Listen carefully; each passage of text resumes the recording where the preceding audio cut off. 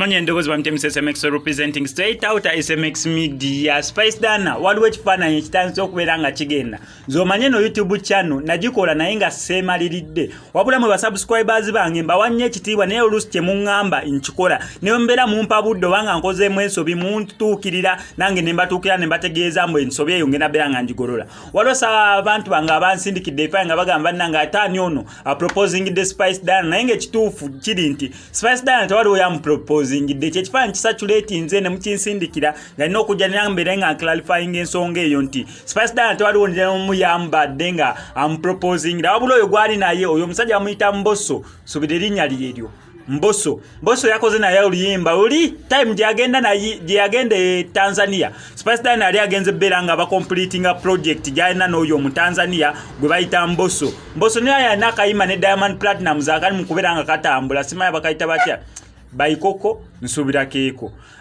kayimba kalungi nnyo nero nonvubuka mulungi nnyo mu kikyakola ekyokubeera nga kuba music wo mulungi so balina akayimba collab ne Spice Dana tenda bakubeera nga efuluma ne Spice Dana nimubeera nga atutizingako n'ebifaananyi ebimu ku ebyo ebiri mu scenes z'olwo oluyimba lwe bakoze oba video ebaali bagishootinga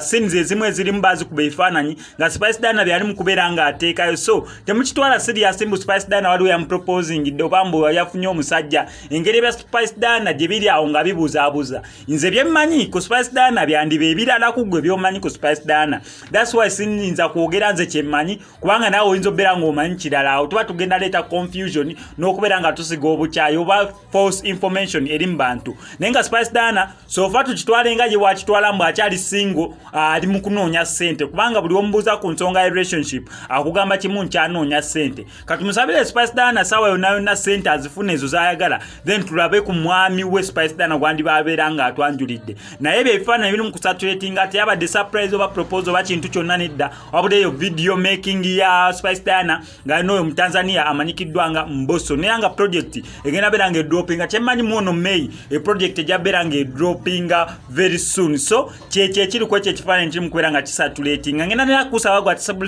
ate subscribing nga ko SMX media bambe subscribing wantu ne stories buli lunaku ate nga stories zaffe tezinywa data kubanga tuzikonvertinga nga tetunabeera nga tuzi uploadinga story yandi kutwalidde like 200 MBs waneno ko SMX media egenda kutwalira like 92 MBs okwera ng'ogiraba kebere ya dakiika 3 kebere ya dakiika 10 kebere ya dakiika 7 nekusaba bambe subscribinga no ko SMX media tojja kubeera ng'omissing updates ndala zonna mu entertainment industry mu ggwanga erya Uganda SMX I sign out.